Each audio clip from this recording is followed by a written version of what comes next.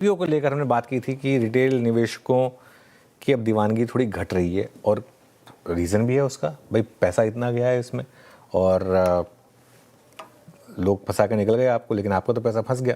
अब कई स्टॉक्स जो हैं वो इशू प्राइस से काफ़ी नीचे ट्रेड कर रहे हैं और यही वजह है कि अब रिटेल निवेशक जो हैं वो थोड़े सतर्क नज़र आ रहे हैं।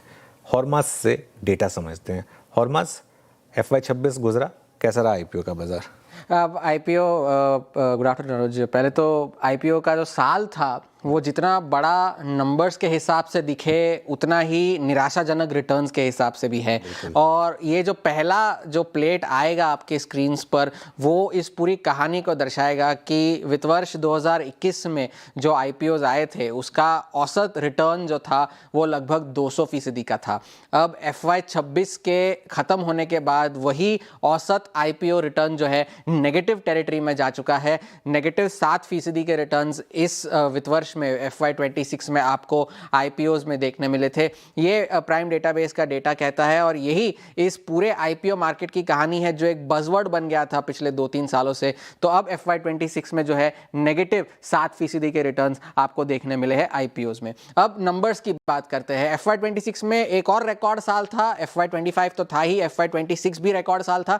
10% जो है फंड रेजिंग ज़्यादा हुई, लगभग 1,80,000 करोड़ की जो फंड रेजिंग हुई थी उस FY26 में 10% ज़्यादा। लेकिन अगर अब हम टोटल पब्लिक फंडिंग की बात करें जिसमें इक्विटी भी आ जाती है, डेट भी आ जाती है, वहाँ से जो है डेटा थोड़ा सा खराब होना शुरू हो जाता है। यहाँ पर जो डेटा है वो 18% नीचे है। ये टोटल पब्लिक इक्विटी फंडिंग है, इसमें इक्विटी और डेट दोनों शामिल है।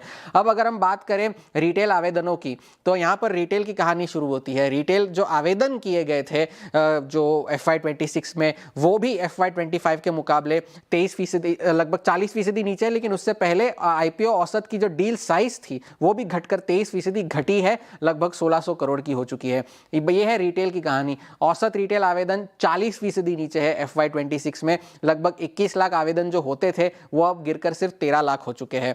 अब अगर अगली बात भी अगर हम करें रिटेल की तो वहां पर भी जो है कहानी कोई ज्यादा अच्छी है नहीं। वहां पर भी नंबर्स जो है वो खराब होते हुए ही नजर आ रहे हैं। जब पहले तो ये रिटेल आवेदन वाले जो आईपीओज है, यहाँ पर भारत कोकिंग कोल, LG और मीशो में सबसे ज्यादा एप्लीकेशंस तो हुई थी, लेकिन उसके बाद अगर हम देखें तो आईपीओज का जो बाजार था वो भी कोई ज्यादा ऑप्टिमिज्म देने वाला बाजार नहीं था, क्योंकि दिलचस्पी जो है वो कम होती हुई नजर आ रही है।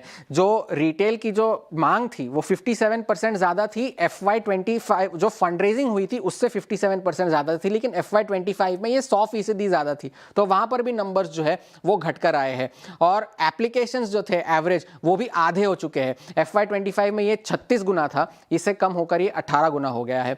तो ये रिटेल की कहानी आपको दिखा रहा है, क्योंकि औसत लिस्टिंग गेन भी जो था वो जो लिस्टिंग के लिए प्ले करते थे FY26 में ये सिर्फ 8% की औसत लिस्टिंग गेन मिली है, जबकि FY25 में ये आंकड़ा 30% का था।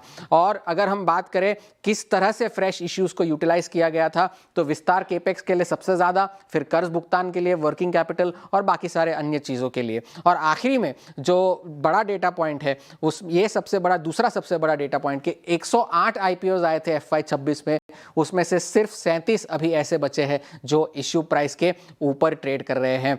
और अगर हम देखें तो FY26 में भी सिर्फ आईपीओज 31% आईपीओज जो है अभी भी 10% से ज्यादा के रिटर्न्स है। FY25 में ये आंकड़ा 70% के ऊपर था। तो ये आईपीओज की कहानी रही है। कोई नंबर्स भले ही आपको बड़े लगे लेकिन रिटर्न्स जो है वो निराशाजनक ही रहे हैं। रिटर्न निराशाजनक ही रहे हैं और सच बताऊं तो कहीं ना कहीं इसकी ज़रूरत भी थी, क्योंकि ये एक सॉर्ट ऑफ ना एक कोटरी बन गई थी, एक इन्वेस्टमेंट बैंकर्स, कंपनीज और आईपीओ के चीयर लीडर्स की, है ना।